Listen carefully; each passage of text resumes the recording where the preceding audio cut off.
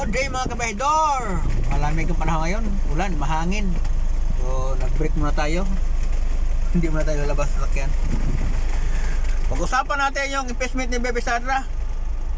Kasi mga kabahidor, 125 million talaga palagi lang dinidiin. So hindi nila inisip ang gastos everyday 70 million, no? Para lang sa investment ni Bebe Sara. Diba? Ilang days? Diba? Ilang days yun ng magtagal yung investment ni Bebe Sara? Diba? Parang nakakaluka.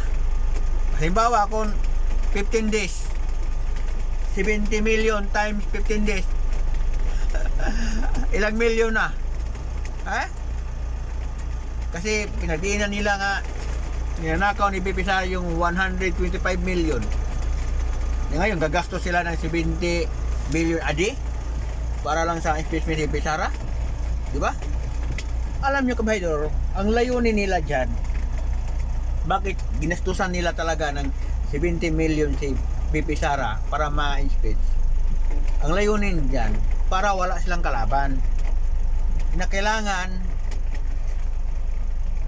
maalis si Bebe Sara at hindi na makatakbo sa 2028. Diba? Wala na yung usapin nga 25 million nga inaano ni Bebe Sara, wala na yun. Kasi sa gastos lang ngayon, everyday 70 million ang gastos nila. Times 15 days or ilang days pa yan, abot pa 20 days pa. Kaya nga debate dyan sa Senado sa investment ni Bebe Sara. Diba? Baka abot pa yan ng bilyon-bilyon. Diba? Mag-isip naman kayo eh. Gagastos kayo ng ganyang kalaking halagang pera para lang maalis sa posisyon si Bebe Sara. Wow.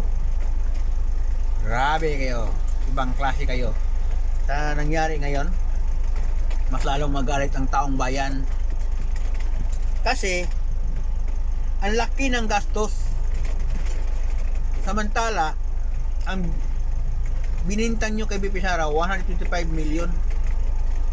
Kahit sinasabi ng kuha na gamit ang tama, pinagdiinan nyo pa rin. Na ngayon, nagsimula ng investment trial ni Bebe Sara. Diba? Ang sabi nila, 70 million a day ang gasto. Wow. Ewan ko anong kaya pinaggastusan yan. Yun, napanood ko lang yan ha, sa mga balita, sa mga vlogger, na ganung kalaki ang maggasto sa investment trial. 70 million a day. Ilang araw yun? Aabot yun ng 50 to 20 days o aabot yun ng isang buwan. Nako! Limpak-limpak ang pera na nagastos nila para lang maalis si Bebe Sara sa posisyon. Kaya, mas lalo nagalit ang tao sa inyo. May malaking problema, flood control, mga ninakaw nga pera, hindi nyo tutukan. Ngayon, gumagastos kayo sa investment ni Bebe Sara nga ganyang kalaki. Nagkasaya kayo ng pera. Pera ng Pilipinas, pera ng taong bayan, linustay nyo lang. Ninakaw pa, tapos ginagastos nyo pa sa mga walang katuturan ng mga kaso-kaso. 125 million lang yan, ano ha? Ang binibindang nyo kay Bebe Sara, gagastusan nyo ng 70 million a day? Ha? Aabot nyo ng ilang buwan ang debate dyan sa Senado. Ibig sabihin, aabot ng bilyon. Walastik talaga to. Ha? Daming pira talaga Pilipinas, kaso lang puro lang na napuntas buhaya. Walastik kayo.